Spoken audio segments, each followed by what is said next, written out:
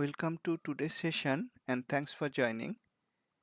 In these videos, I show how you can swing trade profitably in any market condition, up, down, or sideways by taking only high probability and low risk trades that have maximum forces from the market, sector, industry, fundamental, technical, and even seasonality in their favor. I will revisit some trade ideas I shared recently before knowing the results as usual. I'll explain how I am managing those. If you stay with me, I will show some stocks getting ready to buy or short and some that you may trade on Monday. You could also trade them on Friday near the close if you could find them in real time using Q systems. You could do that.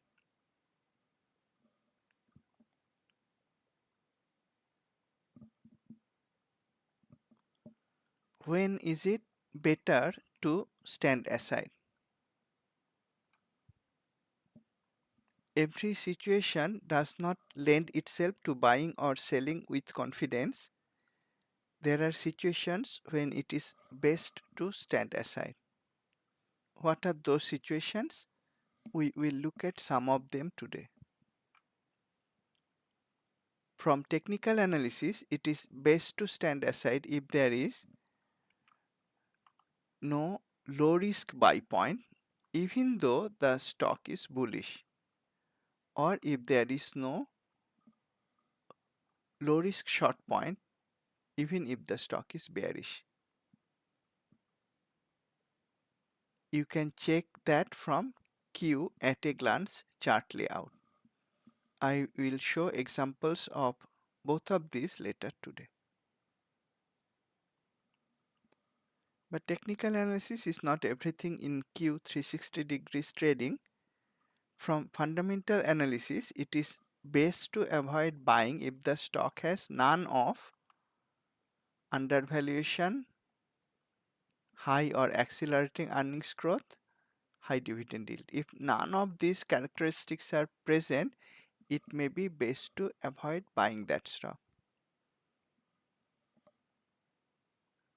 Conversely, it is best to avoid shorting if the stock has none of overvaluation or negative or decelerating earnings growth.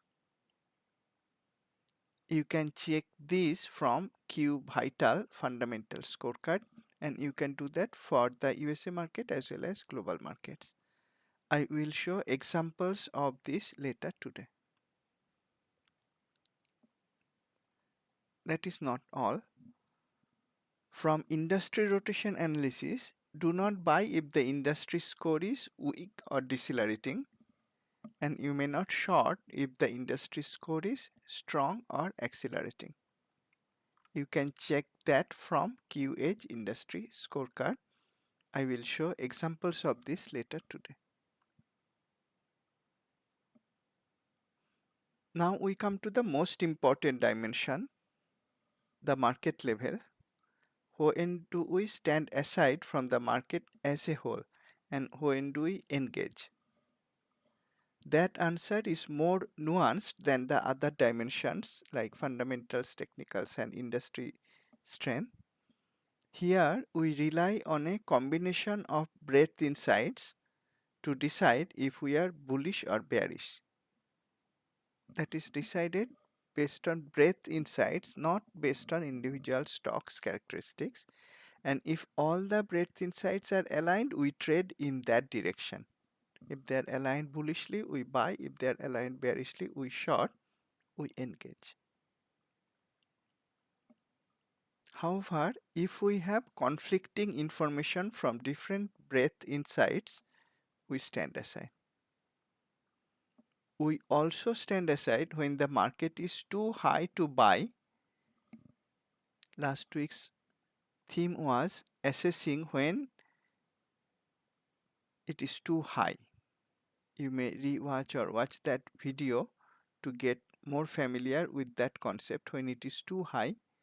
If it is too high from a breadth perspective, not a single stock's viewpoint, but from an overall breadth perspective, and there are not enough breadth weaknesses to short, then we stand aside. This is usually true at some point at or near the market top.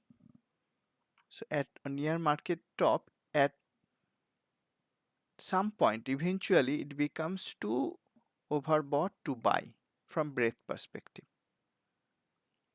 But there are not enough signals to short, and we stand aside.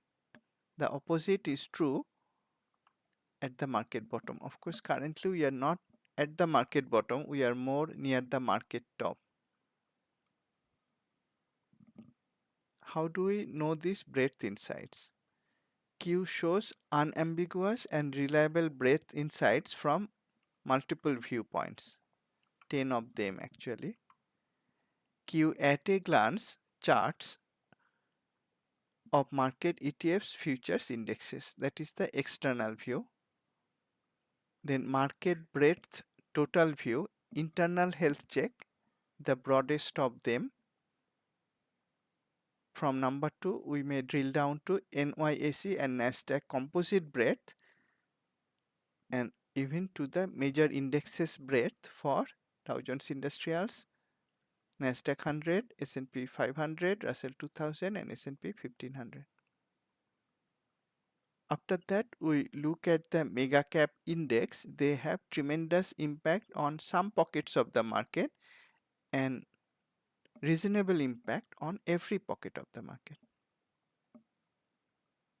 We look at leaders index, especially at the market top, because when the leaders break down, the up move may be over. Leaders break down when the market rally is coming to an end. We'll see if that is happening now. All those were technical analysis of breadth insights. Then we come to sector industry stock breadth from QEdge, bucket analysis also from QEdge, and technical breadth from QFinder. And lastly, we observe, because we are looking at these analytics every day, every week, we observe how does all the above change from week to week. Is it flip-flopping? If it is flip-flopping, then the market is indecisive. You may also call those wild swings if the flip-flop is happening in the weekly interval, and it may be safer to stand aside. Otherwise, we might get whipsaw. What is the market level telling now? We can read that easily using the Q analytics. Engage now or stand aside. We'll find out later today. Greetings, I am Sagar Nandi, retired IT professional swing trading stocks in the USA as well as India markets. I use only Q systems and techniques that I develop. You may contact me using my email IDs info@superiorprofit.co or tradingprofitably@gmail.com. I regularly share live market and stock analysis on my website superiorprofit.co, X handle Superior Profit, and YouTube channel Trading Profitably. All these are open to the public and you are most welcome to make use of them. I use Q systems which run on Metastock and TradeStation platforms. It has multiple components. I'll use many of them live today. Disclaimer, this demonstration is for educational purposes only. I am not an investment advisor. It is not a trade recommendation. Trading involves risk. You and only you are solely responsible for the outcome of your trades. Options trading can be risky. You may refer to the characteristics and risks of standardized options document from OCC to decide if options trading is suitable for you.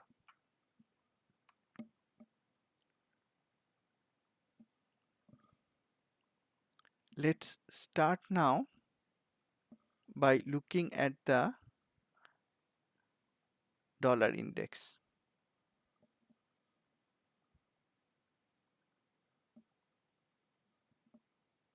If I can go online, bear with me please. I see it is not online, and it seems Metastock is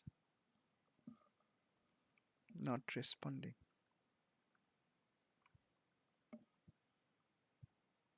Go online.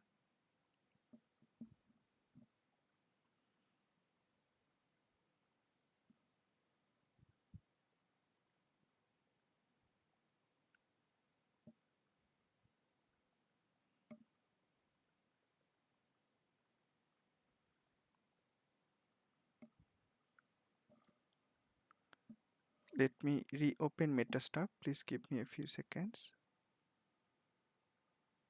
Okay, it's not running.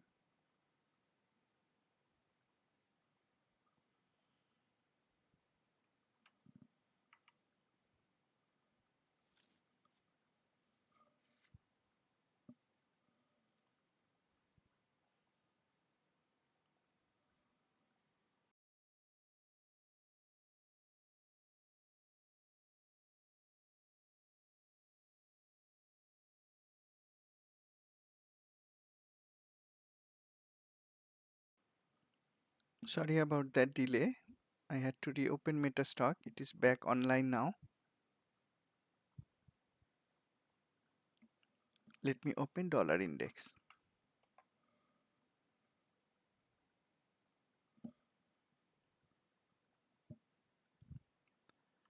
I often like to look back on the analysis that I shared in previous recaps.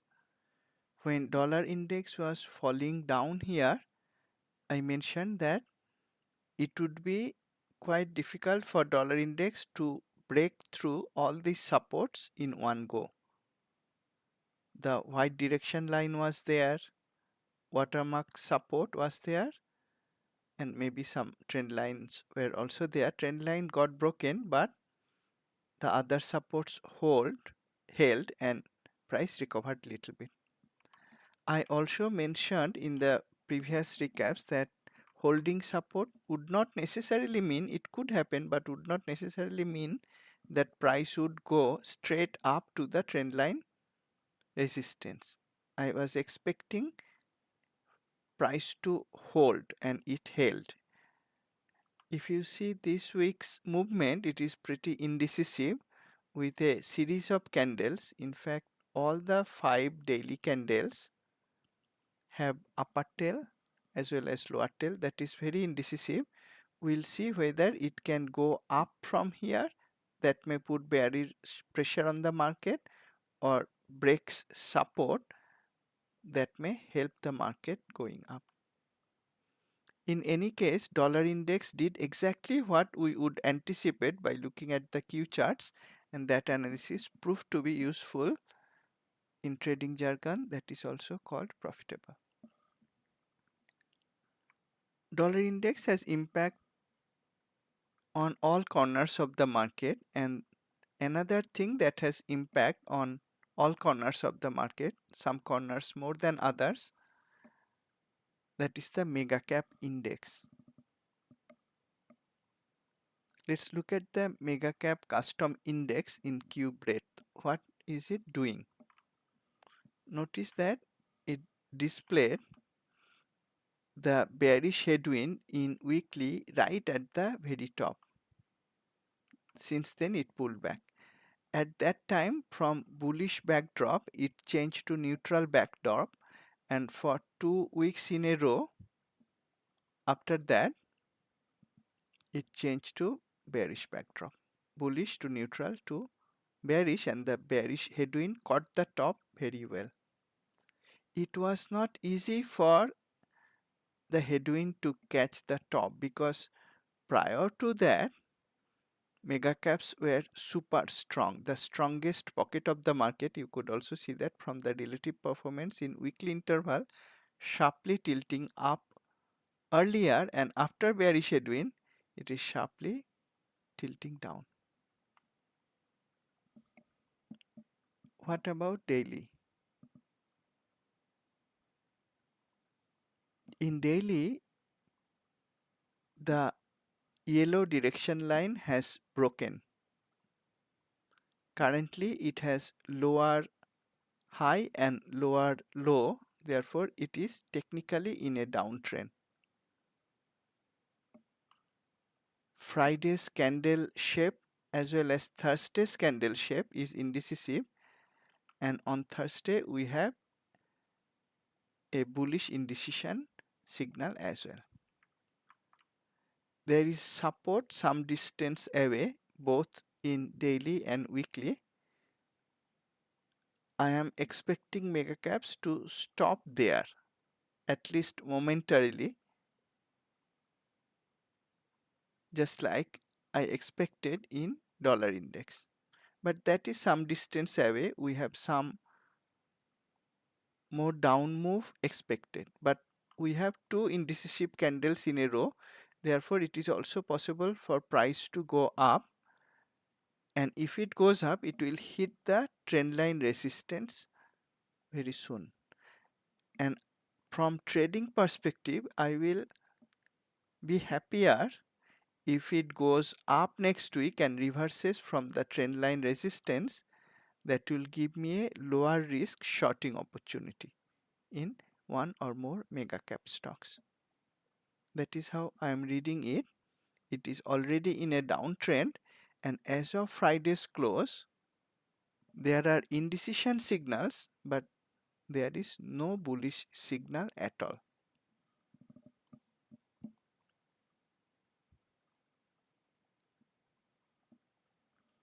Another thing I'd like to point out, a pattern that hardly ever failed me, and that is a reason for caution. Mega cap custom index, which was the strongest pocket of the market, came to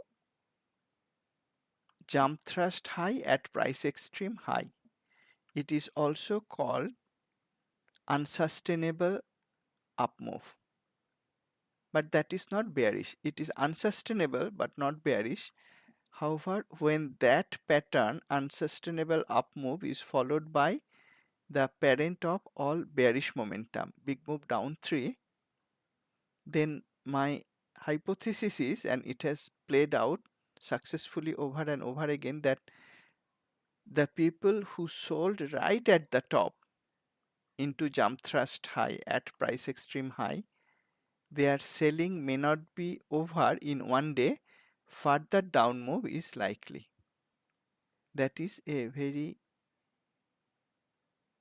big cautionary signal I see from mega cap custom index. Why do I say very big? Because it has hardly ever failed in the past. Now I should also mention it has hardly ever failed in fundamentally weak stocks. Are mega caps fundamentally weak? Some would say no, and there are good reasons for that. However, if you look at their scorecard, be it fundamental scorecard using vital or industry scorecard using edge, objectively speaking, they are not the strongest pockets either way, at least for some of the mega caps. They are not the strongest pocket, so I have to say, objectively speaking, that they are indeed acting as a weak group right now, and therefore I will expect further down move going forward. Again, the trend line supports may hold, but there is some distance away to that. I will prefer for price to go up and create even a false upside breakout at trend line distance. That is what I will be happier with for trading purposes. Why don't we also look at how the mega caps performed using Q Elites Finder? Here I am looking at the mega caps using weekly interval from 1 week period to 12 weeks period, so 3 months. Everything, almost everything, barring Apple for the 4th period, almost everything is red all across the board for period 1 to 4, that is effectively for 4 weeks, that is 1 month. Even for the 2nd month period, it is predominantly bearish, and the 3rd month from today, looking back, it is mixed. mixed to bearish to even more bearish. There is no bullish signal at all. The mega caps are acting very weakly. Mega caps have tremendous impact on the market. What about the market ETFs? We see that mega caps are influencing QQQ and SPY much more, as is expected, because IWM does not have mega caps and DIA is not market cap weighted. QQQ, SPY both include mega caps and they are market cap weighted, so they are more influenced by the mega caps, QQQ more than SPY, and we can see that impact in the performance. QQQ is the worst performer,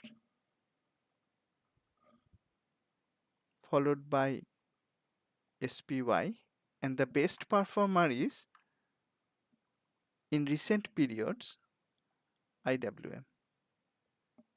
DA is also quite strong, green all along from 1 week to 3 months. Both DIA IWM, but in recent days and weeks, IWM is stronger. Small caps are doing better.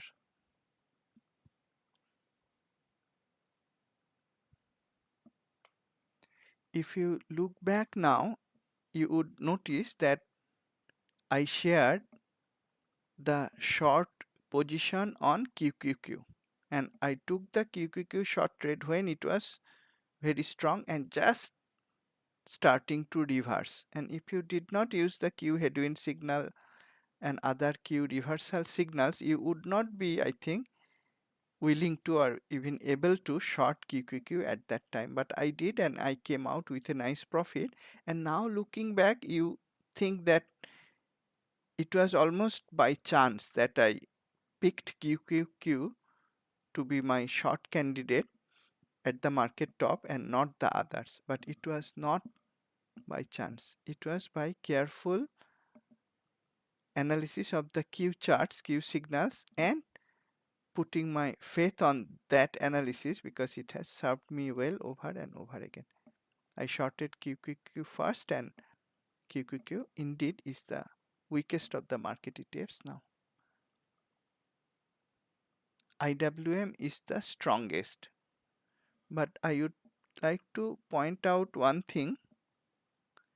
3-period performance, if you see, that is 3 weeks performance, is about 11% something, and 3 months performance is also 11% something.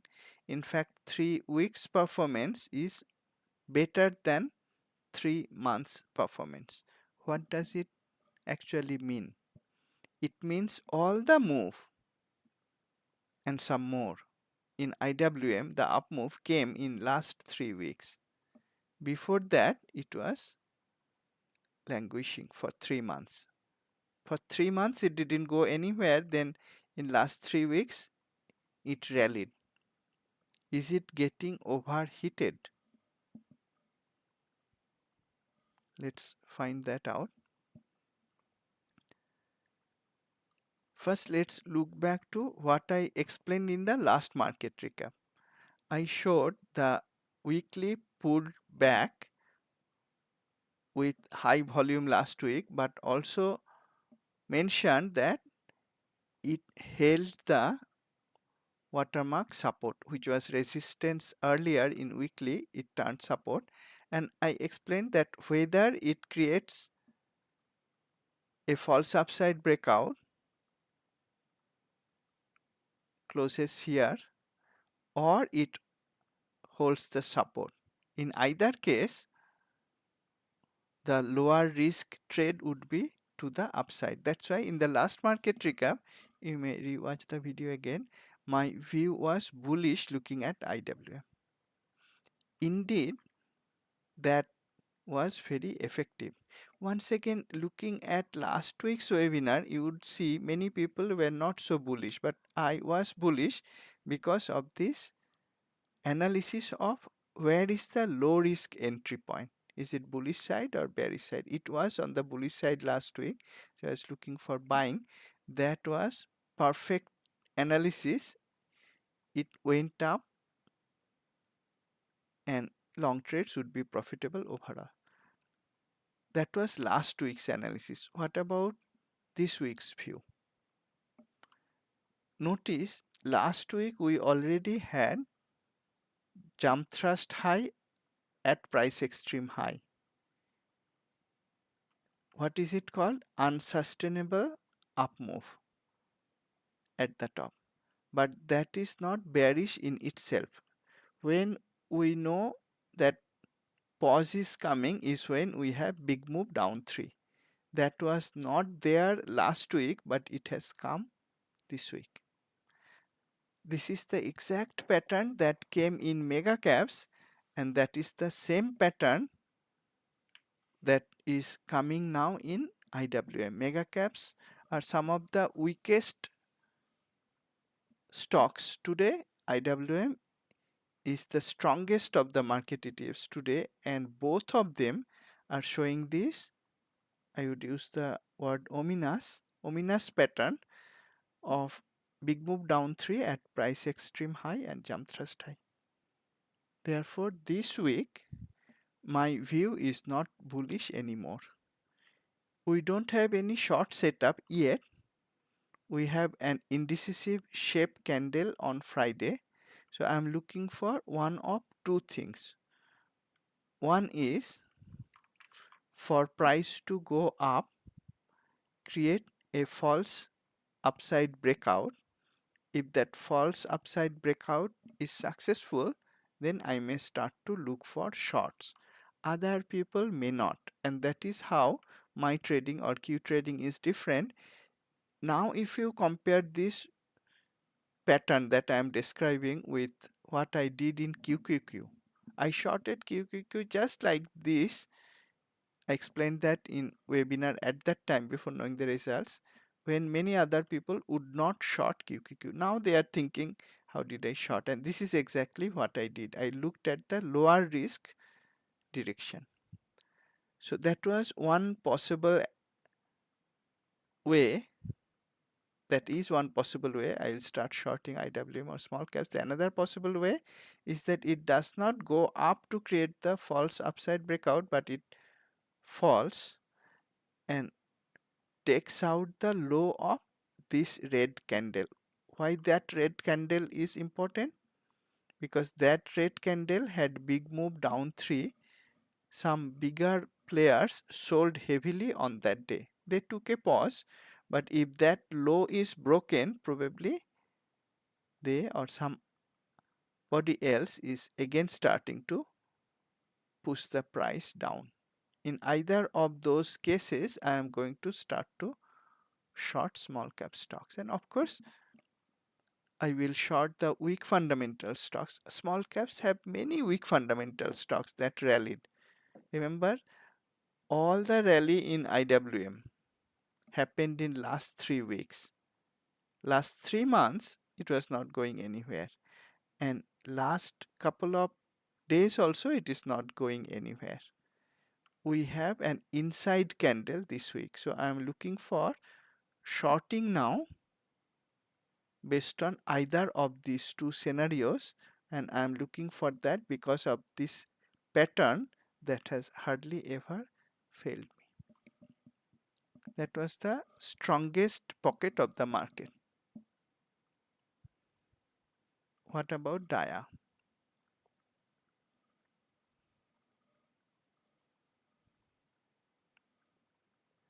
Dia also I explained in the last market recap that though there was a pullback on heavy volume, the watermark support in weekly held. It was resistance before it turned into support, and I explained again, just like in case of IWM, that the lower risk trading direction would be bullish side, at it indeed closed little bit higher this week. But as of Friday's close, we have unsustainable up move, jump thrust high at price extreme high. We don't have the warning from big move down 3. This is the only pocket of the market that is not showing the big move down 3. And if you look at the charts, in daily it is very close to the upper boundary. We also have an upper tail on Friday. That is not a place I'd like to buy. But here I don't have any way to short. Even if it falls next week, it will be too close to trend line supports one after another, yellow direction line support too. So I will not be able to I will not be able to short dia even if it keeps on falling 1 day, 2 day, 3 days, etc. next week. But that was not the case for IWM. IWM did not have any support nearby. If it created the false upside breakout or it fell below the big move down 3 candles low, I would be happy to start shorting. What about SPY?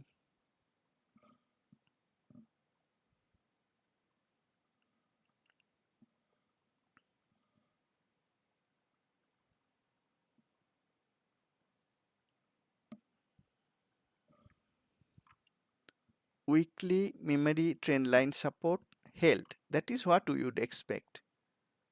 You saw in my previous analysis, I am very reluctant to short. In fact, I never short when trend line support is nearby. Not just any trend lines, these memory trend lines. And this is the reason why. SPY was coming down, but the support in weekly held very well. Price went up and closed just above the support. Never short if memory trend line support is nearby in daily or weekly. Weekly memory support held, daily yellow direction line held. Looking at the daily pattern, instrument in an uptrend, pullback to support, yellow direction line, going up from there. I see some momentum signals. If the Friday's candle did not have the upper tail, it would confirm a pullback buy setup, but it did have the upper tail. That is not allowing me to buy using the pullback concept. And even if it did have a pullback setup, which it did not, there is that ominous sign that is preventing me from being very bullish. Last week, we already had jump thrust high, price extreme high. What we did not have last week, but we have this week is big move down 3. Usually more down move follows. So what am I expecting here?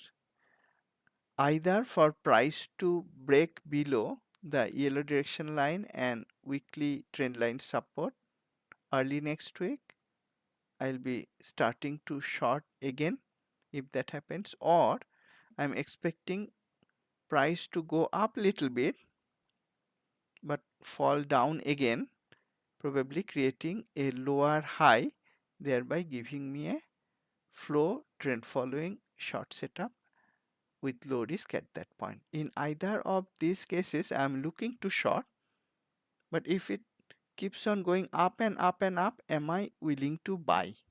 Let's clear the charts and look at some things. We have a wild swing move. What is a wild swing move? A stock coming straight from upper boundary to lower boundary. In an uptrend, a stock or ETF or futures will tend to be between the middle of the two boundary lines and upper boundary line, as it did perfectly for so many days.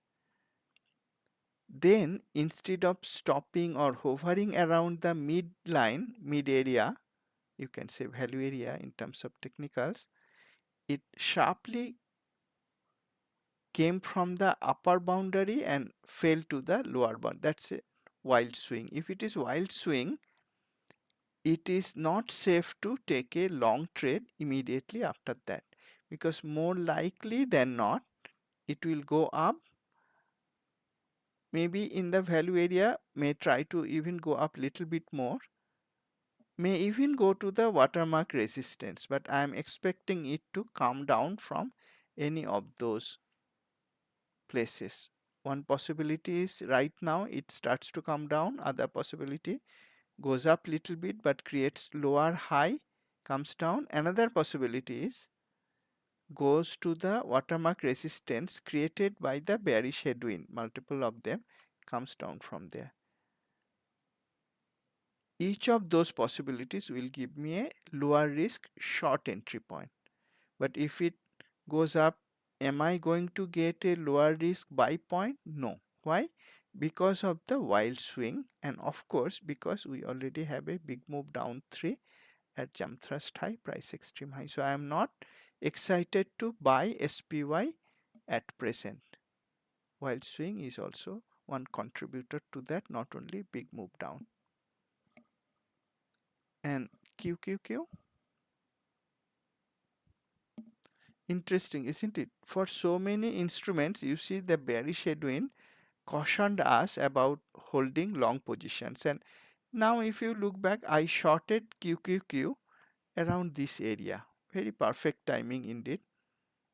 From there, price fell a lot and we have wild swing, again bearish wild swing here. We had that in SPY. That wild swing, what does it mean? Means even if it goes up little bit, it's not a time to buy. Came right from upper boundary to lower boundary. If every time it starts to go up, some people may like to sell more. And notice another thing. What allowed me to short QQQ at the top, we had jump thrust high, price extreme high, then we had big move down 3. This was the first instrument that showed big move down 3. Bearish headwind at the very top. That was the secret, open secret. I shared it publicly. That was the open secret that allowed me to short QQQ, made a nice profit on that. And if that was so, it was indeed so, you know, because I shared it publicly. And that same pattern is appearing in many pockets now, in IWM, in SPY, in mega caps. 3 of these pockets have the same pattern when just this week, not making me any bullish. Notice also QQQ is indeed the weakest of the multiple pockets because it has displayed now big move down 3 for 3 times since the time the bearish headwind came and the first big move down 3 came. We may also see how beautifully the weekly and daily trend line supports held. Did not touch the support but came very close to it. That is what we would expect. So if I was still holding any short position in QQQ, I would book profit in that on Friday. I would not hold it because price was very close to trend line support. I did not have any swing short trade in QQQ, but I did take some day trades in QQQ as it was falling down. I took it on Thursday and Wednesday, both Thursday and Wednesday. I made a nice profit on that. On Friday, I did not trade QQQ for intraday trading. I did on some mega cap that I tweeted about it.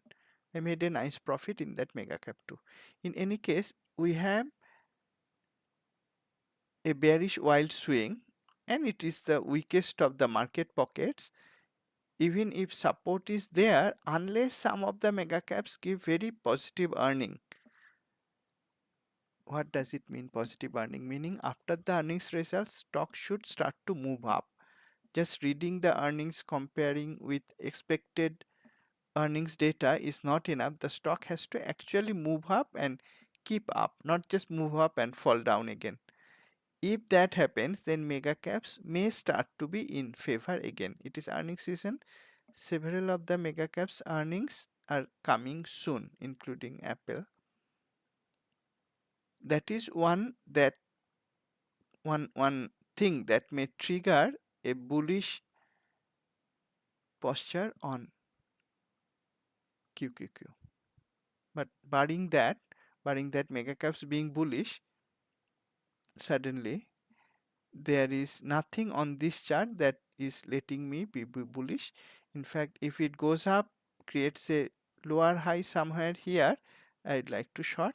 And certainly if it goes up to the watermark resistance created by bearish headwind, creates a false upside breakout, I'll be very happy to short.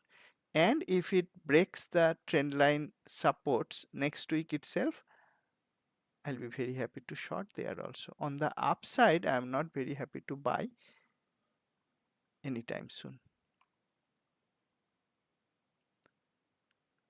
So none of the market ETFs, the external view, is allowing me to buy. It is not allowing me to short as well.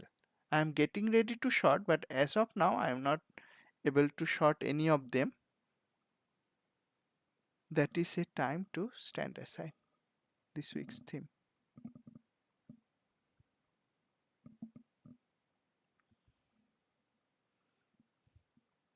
That was external view. Let's look at the internal view. Let's start with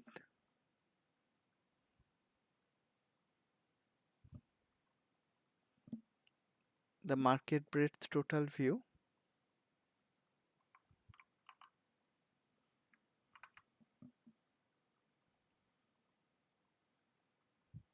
Very powerful single chart internal health check of the market.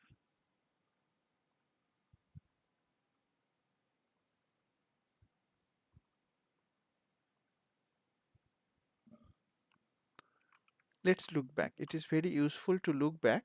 When price came here, the 3-month new high low, extremely useful oscillator, told it was too high. Last week's market recap thing, too high to continue buying, and it worked like a clockwork once again.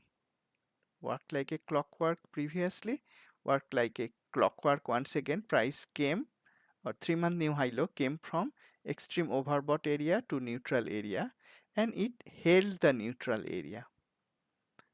So it is not bearish by any means. If we look at the 50-day moving average, percentage of stocks above that, it's not bearish by any means. If we look at the candle chart itself, it is not bearish by any means. That is not allowing me to short. Is it allowing me to buy? One would think so, but I will add a bit of further analysis on this market breadth total view before concluding that. One thing outright I would like to notice that for last 3 weeks, right? For last 3 weeks, IWM is the best performer. This week, if we see, we have accumulation count only on Friday, but where are they coming from? NYSE and Dow Jones Industrials. What happened to Russell 2000? No accumulation count this week. Why? That is something that is conflicting. IWM is the strongest market ETF, but under the hood, it is not the strongest in terms of accumulation. Accumulation represents deep and broad buying or selling. Sorry, buying for accumulation, distribution is for selling. So we have deep, broad buying in NYSE and Dow Jones Industrials, not in IWM. In IWM, the accumulation counts came earlier when it came in NYSE also. What does it mean? It means the media may be talking about small caps coming into favor. Not really so. The broad deep buying into small caps happened some time ago. This week, no. This week, maybe because of the hype, if you may allow me to use that term, is continuing to do well, but under the hood, objectively speaking, there is no accumulation. The accumulation is in NYSE, Dow Jones Industrial. That means we could, instead of looking at small caps, even though IWM is strongest, we could in fact look for NYSE stocks, not necessarily small cap. We could actually look at mid cap and large cap. Later on, if I have time, if you bear with me for so long, I will try to find some buying opportunities using top-down analysis, and I will see if it shows me small caps or large caps or mid caps. I don't know. We'll find that out. In any case, here I have some conflicting information, and what I explained earlier, when multiple breadth insights are aligned together, we trade in that direction. But if we have conflicting information, that's something to take note of. And more importantly than that, let's apply the at a glance template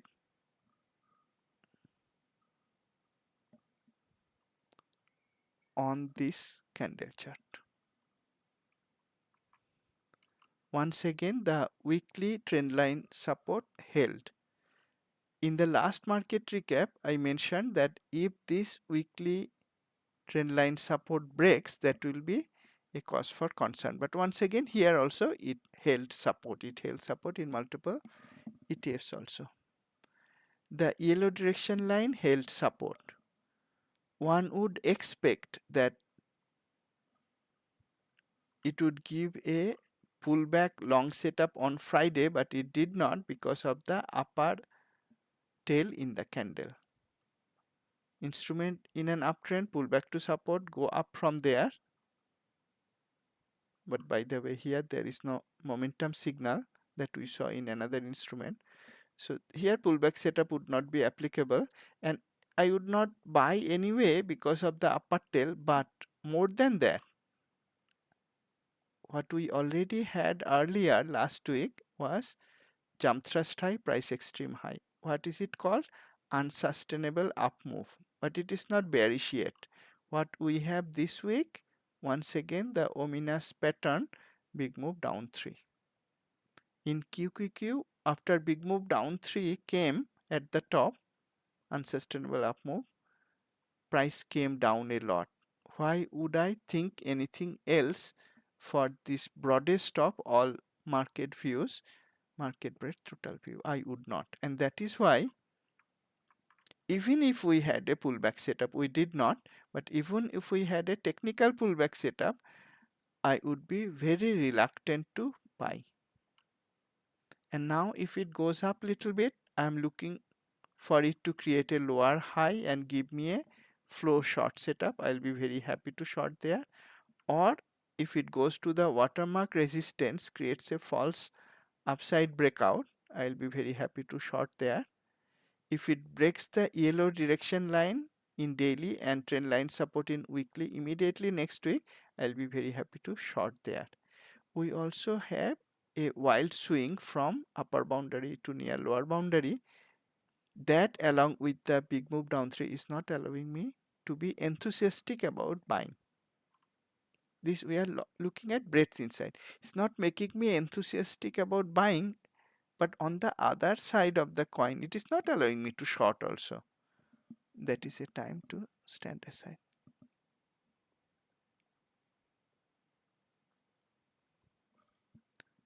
Let's look at Q Finder. Let me close some of this.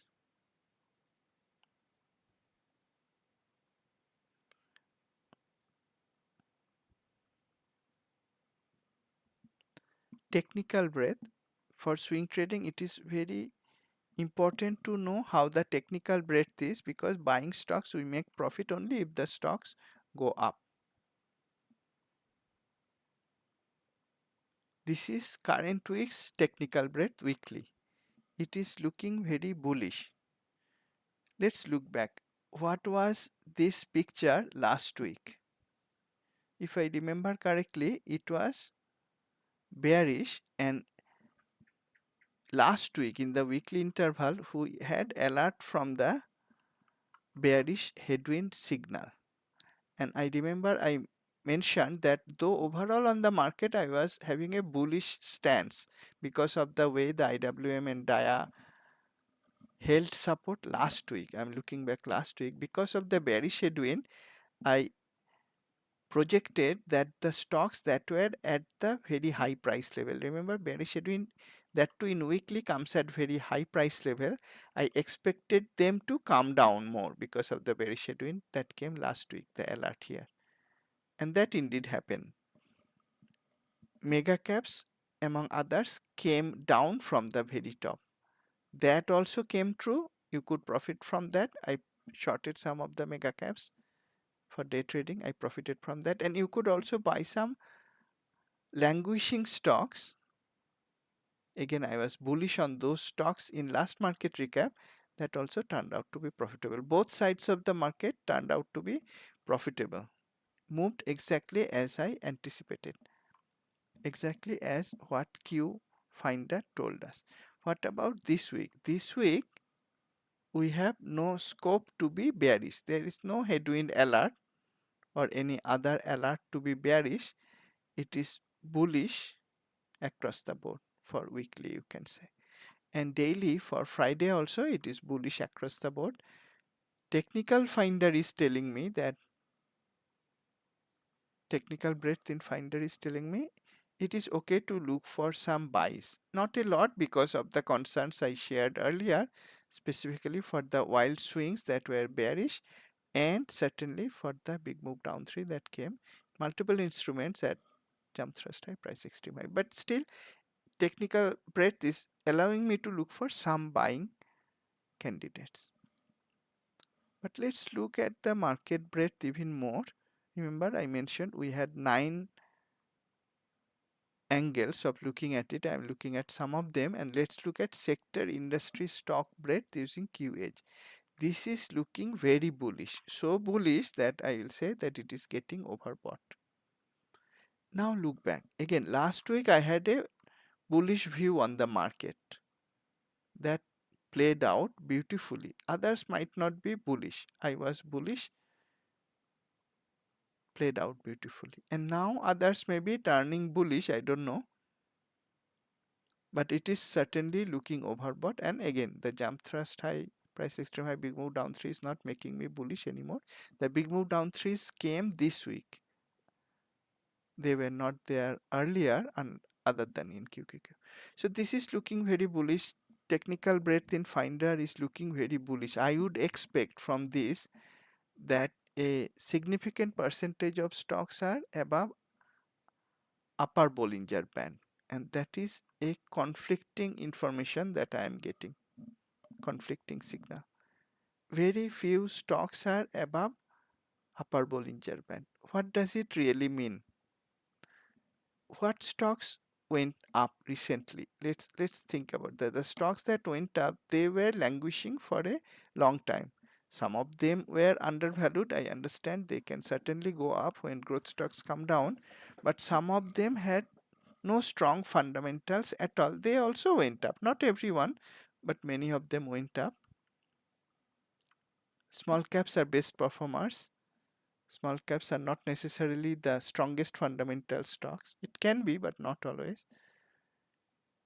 But where is the bullishness seen from percentage of stocks in the uppermost bucket or percentage of stocks above upper Bollinger Band?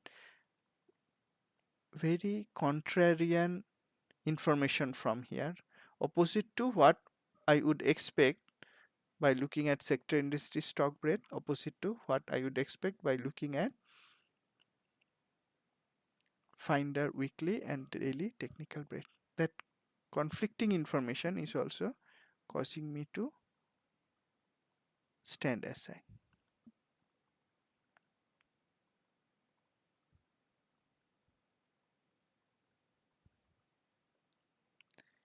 Summary of all these breadth insights is that it is looking overbought the market level, but there is no short signal, so I am not able to short. Overbought, so not able to buy, and there are some conflicting signals as well. That is also pointing to directing me to stand aside. And the unsustainable move followed by big move down 3 has come in so many instruments that I am reluctant to buy now. That is the reason to stand aside. If at all, we may look for some buying candidates, but not shorting. And if I look at buying candidates, if I buy some of them next week, that will be very few, not a lot. Out of abundance of caution, let's talk about some of my trade management. Out of abundance of caution, I closed the long swing trades that had small profit cushion. The ones that are with bigger profit cushion, they can be held. Let's look at one stock that I shared in the last market recap. I think that was the only buying idea I shared, and I mentioned how I bought it. That was Starbucks. I explained that I took a large position here Thursday last week, and on Friday last week I booked profit in most of it. I think if I remember correctly, I took 5x position, 4x position I closed. That was a good idea because after that, this week it has come down, and I have exited the remaining position also with a small profit. I use trailing stop. So the trailing stop using Q protection signal on the remaining position, and I use the trailing stop looking at the big move down 3 coming in one instrument after another. So this is one trade. I did not have a big profit cushion. Yes, if you consider that I booked profit on 4x positions, that way, yes. But the 1x position that I was still holding, if I considered it as a trade in itself, that had not a large cushion enough for me to keep on holding it, looking at the other signals in the market. So this is one trade, and there were many other trades like this. We didn't have big profit cushion, I closed. On the other hand, if you are still holding a stock like Excel, remember I bought it long time ago, sometime after this point, if I remember, and see the pattern, jump thrust low, then came big move up 3, and also came with bullish headwind. So I bought somewhere here. I booked profit. In subsequent market recaps, I mentioned that I was holding partial position with trailing stop. The trailing stop is far above my buying price. So in this case, it would not be required to exit the position. It indeed had a very bullish move this week. I see many trendline resistances in Excel in both weekly daily. If it starts to reverse at those trendline resistances, then you might tighten stop or just close the remaining position in Excel. On the other hand, if these trendline resistances are broken, there will not be any logic to close the remaining position. That is how I managed my swing trades this week. Now let's come to today's theme.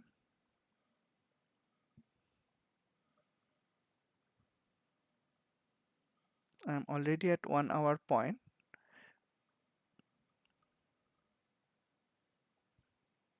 But let's go through today's theme. I mentioned earlier that I would show some examples of different categories. Let's look at technicals for this stock. I mentioned that for technicals, a stock may be coming down, but if there is no low risk shorting opportunity, we would not like to short. That is true for Google. Notice once again how the bearish headwinds got the very top. It is sharply coming down. But as of Friday's close, there is no low risk shorting opportunity. So if there is no low risk shorting opportunity, we don't short, we stand aside even though price is coming down. That was an example. Also notice this stock has also displayed big move down 3 at price extreme high, and jump thrust high was earlier here. So that pattern has come in individual strong stocks as well, or stocks that used to be strong earlier. Let's look at an opposite example bullish, but there is no low risk entry point, that is a time to stand aside. That would be true for a stock like VSAT.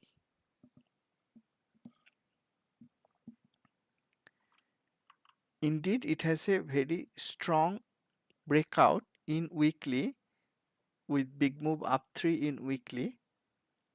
But as of Friday's close, looking at daily, it is too far above the recent swing high.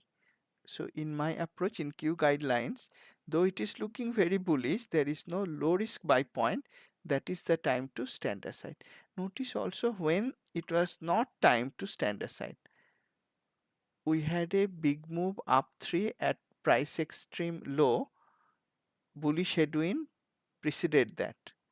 When could we buy? We could buy on this day. Why? Because there is a guideline that if there is a bullish flow day after bullish headwind, that allows us to have a low risk buy, that is a buy point. So that would be the buy point. That was not time to stand aside, but now though it is bullish, certainly it is more bullish because since then price has gone up. We have to say it is more bullish than it was at this point, but earlier we had a low risk buy point, now we don't. So we stand aside. That was technical at a glance charts telling us to stand aside even though price is moving in our intended direction.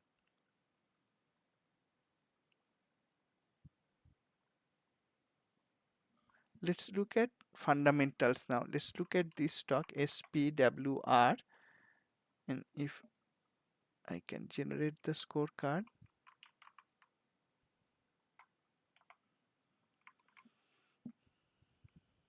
This is a languishing stock, SPWR, Sun Power. Technically, we have no reason to buy it. This week price went up little bit. Of course, there is absolutely no buy setup.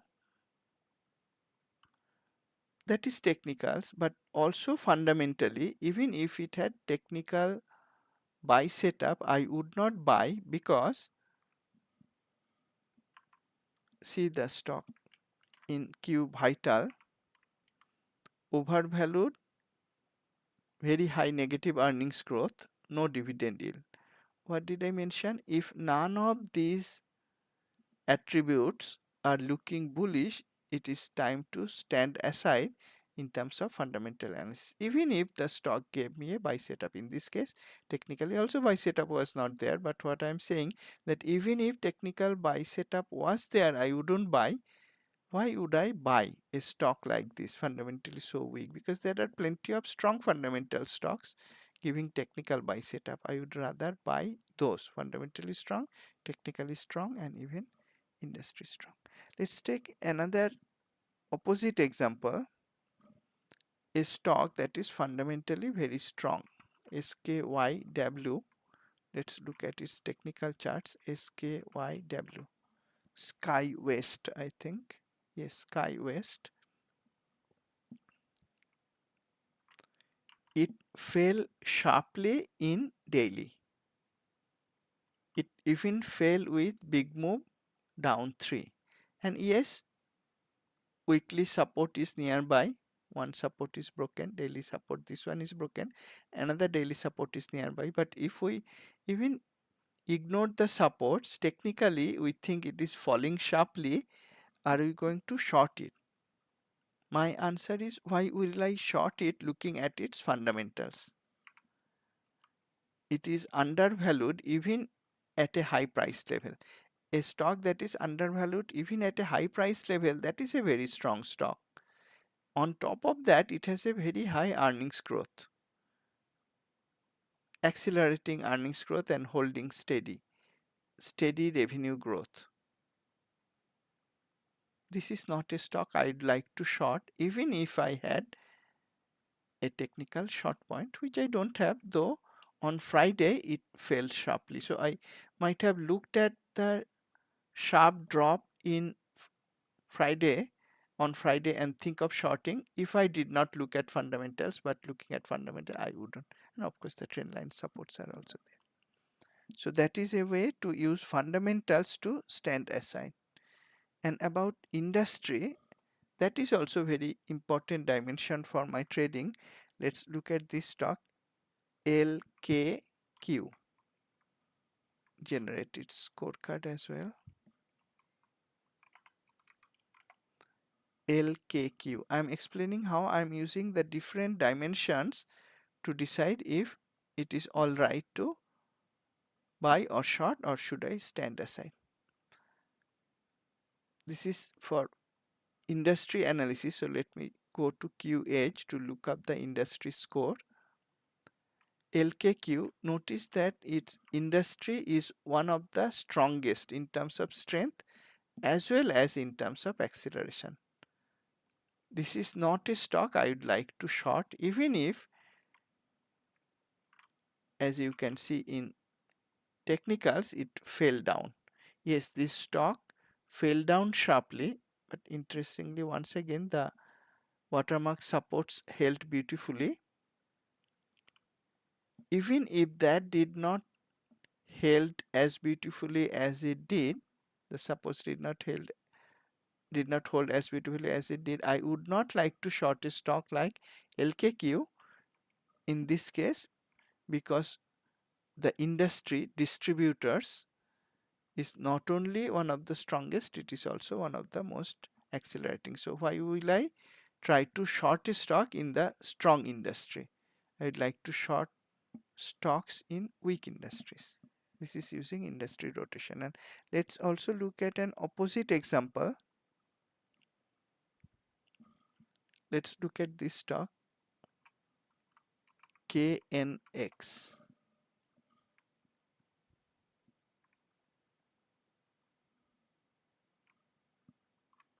KNX.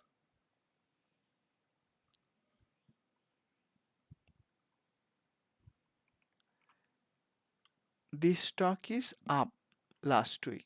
Yes, it has an upper tail in weekly, daily, but still it is up last week. It is steadily going up for several weeks. It has big move up 3, very strong bullish momentum, gradually going up. Technically, we cannot be bearish on this stock, but I will not buy a stock like KNX, Night Swift Transportation, because if I generate the industry scorecard for cargo ground transportation in Q Edge, this is the opposite industry, one of the weakest and one of the most decelerating. I am not going to buy a stock that is in the weakest industry. In fact, it is scoring 1 now, and one of the most decelerating industries, even if the technicals allow me to buy. That is how I am using the strengths and weaknesses from all the dimensions. Market level, I already explained that I am not able to short. If at all, I may buy, but not so many. And if so, let me carry out a proper top-down analysis. So what I am doing, I am generating a scorecard of all the liquid stocks. I don't buy illiquid stocks. There is no point trying to look for trade setups in illiquid stocks. I'm generating a scorecard of only liquid stocks. Give it a few seconds. It is retrieving data from Refinitiv. Let's try to look for some buy candidates. If I buy them, I have no swing long position now, at least not anything that I'm holding without a large profit cushion. Am I going to buy next week? I did not buy any long position on Friday. Am I going to buy next week? Let's find out. I will shortlist some candidates, maybe 1 or 2. I'll try to find out in this live session. But I will buy or not will depend on how the market is moving next week. So I created the scorecard of all the liquid stocks, but I told I want to do a proper top-down analysis this time. For top-down analysis, I look at sectors, but for finding trades, I go to industries Directly, let me go to the industry scorecard, find the strongest industries. Remember what I explained so far? I am going to buy only in the strongest industries. Look for the stocks in those strongest industries, but I don't want to look at all of them. I want at least one star green, that is either undervalued here or with high earnings growth in the last quarter here. And I want to look at stocks that are up on Friday. I see I have 120 stocks that are up on Friday, either undervalued or with high earnings growth, and these are in the strongest industries, aligning all the dimensions. Let's see how many of these 120 stocks are having possible buy setup. One click and we can look that up from Q Finder. A lot of them, 118, no, sorry, let me click this button. 32 of them have possible buy setup. And one pattern that is of interest, remember, Q Finder has 1, 2, 3, 4 patterns and 1, 2, 3, 4, 5, 6, 7 trade setups. 7 trade setups and 4 patterns. One pattern that is of interest to many people, including to me, and of course made very popular by Mr. Mark Minervini, is squeeze move. Let's flag for that. And Mr. Mark Minervini likes to look for breakout from squeeze. We have 2 stocks like that. This is the time to look at those stocks.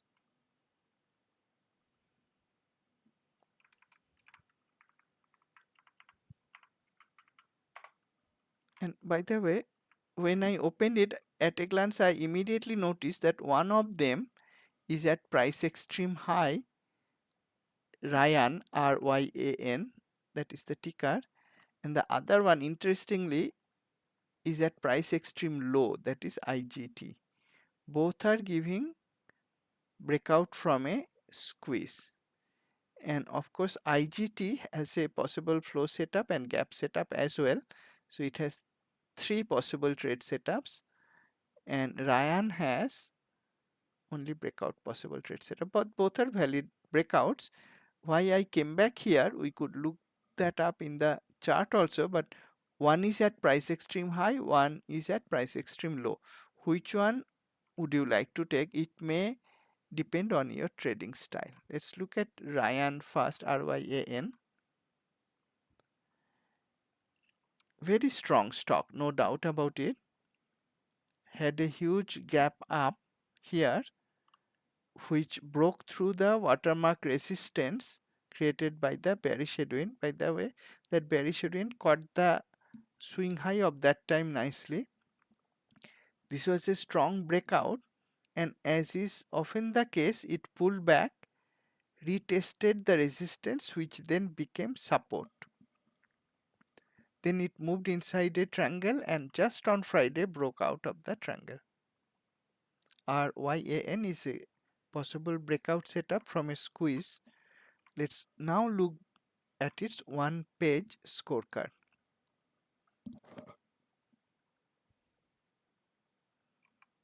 Fundamental scorecard.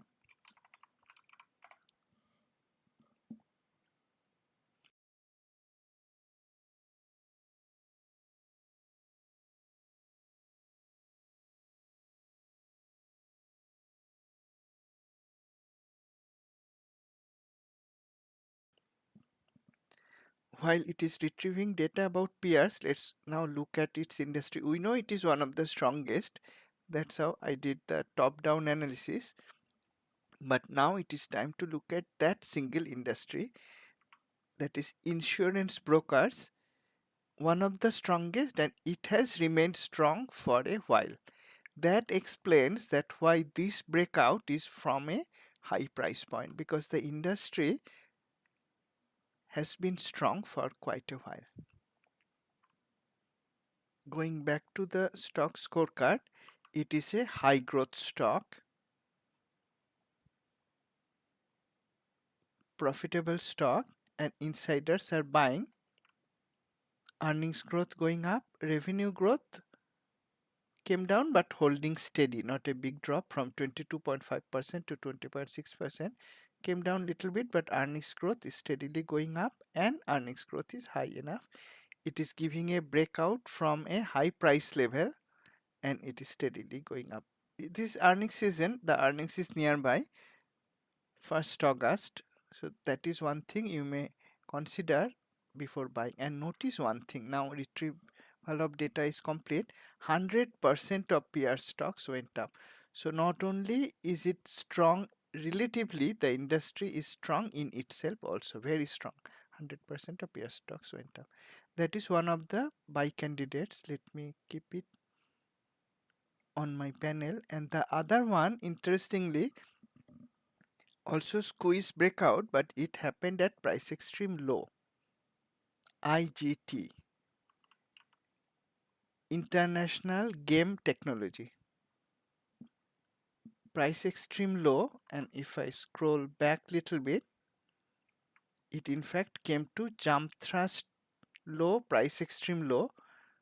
And I now see that a big move up 3 came earlier, around $20 price point. And notice one thing, since the jump thrust low, price extreme low, big move up 3, price did not go up, but it did not come down to it, held on to that $20 price level.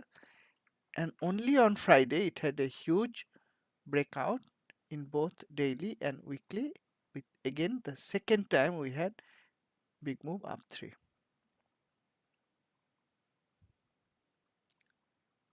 Two squeeze moves, two breakouts, but one from price extreme high, Ryan, one from price extreme low, IGT.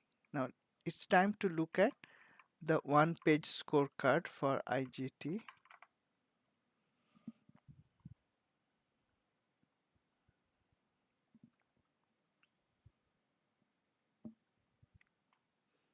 And look at its industry score.